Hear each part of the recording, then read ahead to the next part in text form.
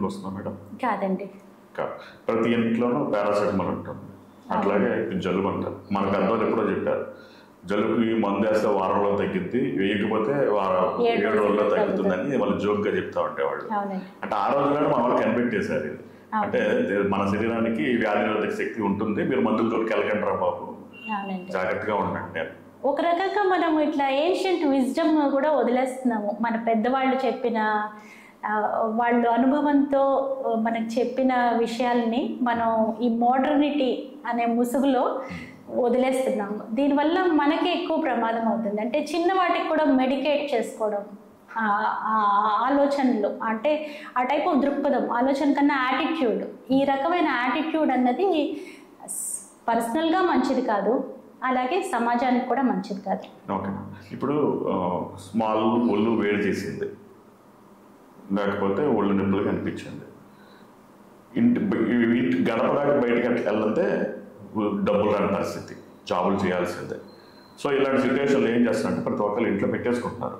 ఒళ్ళు నొప్పులు వస్తే, చిన్నపాటి తలనొప్పి వస్తే ఒళ్ళు నొప్పులు పెట్టేసుకుంటున్నారు, లేకపోతే ఒళ్ళు వెచ్చగా ఉందన కానీ ఇలాంటివి పెట్టేసుకుంటున్నారు. సో ఇది కూడా ఏఎంఆర్ పెరగడానికి కారణం ఉంటాయి కదా. యాంటీబయాటిక్స్ కూడా అండి. అంటే ఒకసారి అసలు యాంటీబయాటిక్స్ వాడకూడదు, జాగ్రత్తగా వాడాలి అని ఇప్పటి వరకు మాట్లాడుకున్నాము. కానీ యాంటీబయాటిక్స్ ఒకసారి కోర్స్ అనేది మొదలు పెట్టిన తర్వాత ఆ 5 డే కోర్స్ కానీ, 3 డే కోర్స్ కానీ, 7 డే కోర్స్ కానీ కంప్లీట్ చేయడం అనేది ముఖ్యం. ఒకసారి ఈ బ్యాక్టీరియా ఎక్స్పోజ్ అవుతే యాంటీబయాటిక్స్కి సడన్గా ఆపగానే అవి రెసిస్టెంట్ అయ్యే ప్రమాదం ఉంది. అంటే ఇంతకు ముందర సెన్సిటివ్ బ్యాక్టీరియా కూడా, ఇంతకు ముందర లొంగే బ్యాక్టీరియా కూడా లొంగకుండా అవి ముదిరిపోయి దానికి ఈ పర్టికులర్ యాంటీబయాటిక్కి రెసిస్టెన్స్ అయిపోయే ప్రమాదం ఉంది. దీనివల్ల ఏంటంటే సెకండ్ టైం మళ్ళా వచ్చినప్పుడు జలుబు అదే సేమ్ యాంటీబయాటిక్ వేసుకుంటే ఇంతకు ముందర పనిచేసేది కూడా లొంగకుండా ఉంటుంది. మన వాళ్ళ ఉన్న సమస్య అది తగ్గే కొంచెం 2-3 రోజులు టాబ్లెట్లు వేయగానే నెమ్మదించగానే లక్షణాలు తగ్గిపోయింది కదా మిగిలిన టాబ్లెట్లు ఆపేస్తారు. దీనివల్ల చాలా ప్రమాదం. యాంటీమైక్రోబియల్ రెసిస్టెన్స్ కూడా పెరగడానికి ఎంతో అవకాశం ఉంటుంది దీనివల్ల. ల్యాబ్ టెస్టుల్లో వీటిని ఎలా గుర్తిస్తారు మేడం? మనకి గ్రామ్ స్టెయిన్ అనేది మైక్రోస్కోపీ పరీక్ష అనేది ఉంటుందండి. దాంట్లో బ్యాక్టీరియా ఉందా లేదా అన్నది చెప్పడానికి అవకాశం ఉంటుంది. ఆ తర్వాత కల్చర్ పరీక్ష అనేది ఉంటుందండి. బ్యాక్టీరియాకైతే కల్చర్ చేయొచ్చు.